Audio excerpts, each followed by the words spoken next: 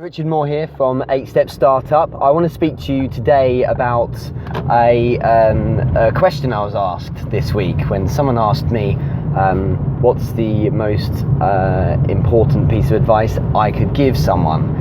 And obviously that's very difficult when I give lots of advice based on the things that have been told by the best professors in business worldwide and people who run major corporations and people who have best-selling books, and it's difficult therefore to select something, but so I decided to think about what the best advice I could give that kind of comes from me would be, and it does resonate quite a lot with what I'm told often. And it's interesting because a lot of time people think, well, maybe the best piece of advice is you should just go for it. Or the best piece of advice should be that you believe in yourself, and a lot of the time the advice I'm given is centered around kind of the emotion of feeling pumped and motivated, and that presupposes in a way that you're already up for it and motivated, and you have that inclination to get started in your business. The problem with that, of course, is if you're feeling a bit off key one day and you still have things to do, that's not, with the greatest will in the world, sometimes it doesn't feel that applicable.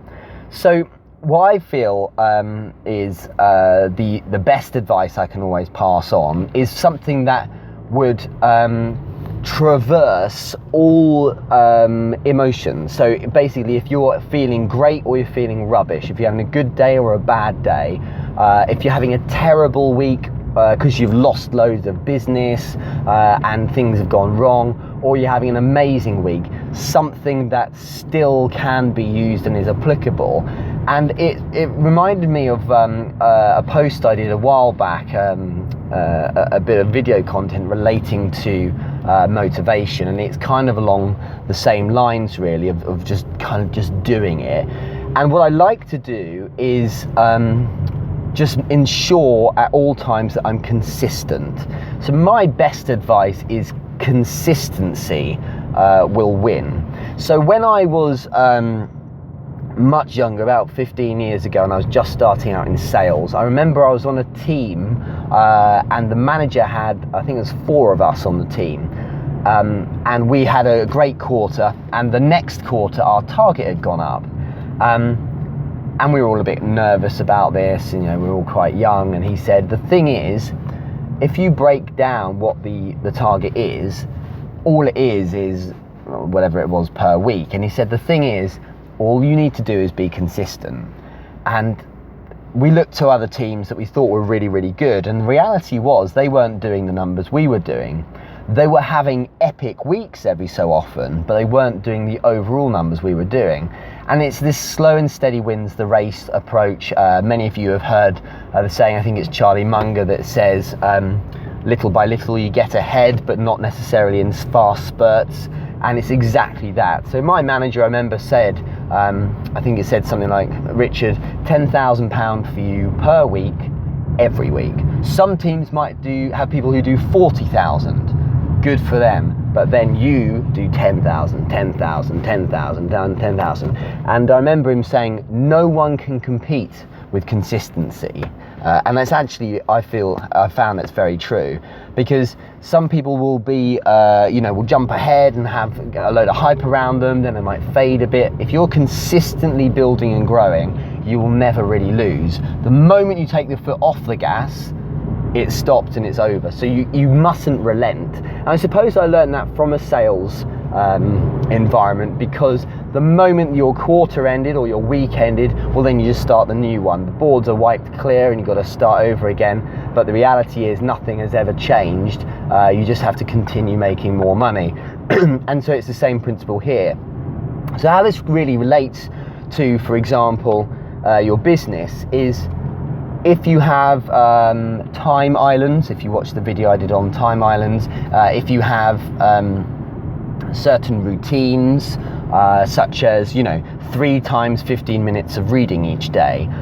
If you have routines such as certain times in the week where you schedule all of your posts for your social media, if you have certain times when you, every week when you do your accounts, and so on and so forth, then those are almost like the maintenance elements of your world. So these things are routine. If you're consistent day in, day out with those things, it allows for slippage. And what I mean by that is, if, for example, your progress and further development and exciting growth elements of your business fall through one week, you can always fall back on the fact that the week is never a complete write-off because you'd achieved certain things.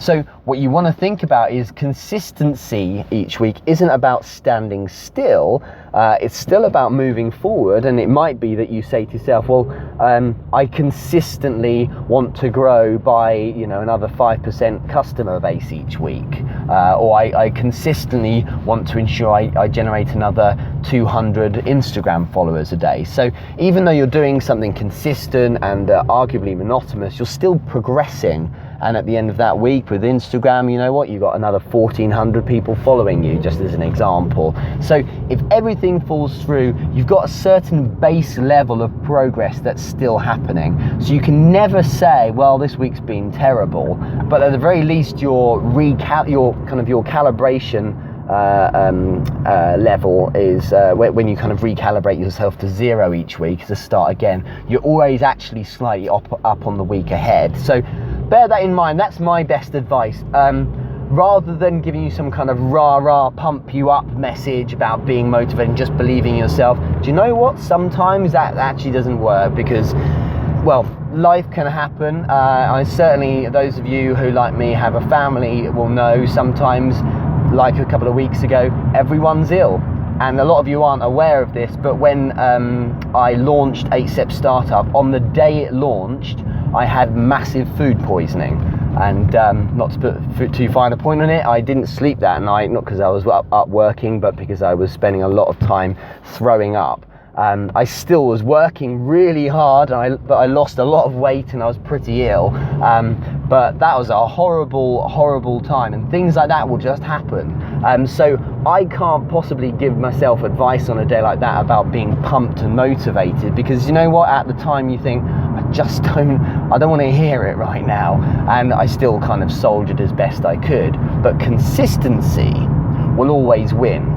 Because especially if you automate a lot of consistency, it's the same as, for instance, when you're saving. If you consistently save month on month, automate it every single month, the rich dad, poor dad approach, every month something else comes in to your savings account. You consistently get ahead and ahead. Fine, you know what, you make a big sale, you might put a big chunk of money into your savings if you want to do that, but even if you don't do that, still you're saving money anyway, and there's always forward momentum and progress. So I hope that helps. That's my advice. What's your advice? Why don't you comment and tell me what your one best piece of advice would be as well, and rationalize why you believe that's the case. Speak to you soon.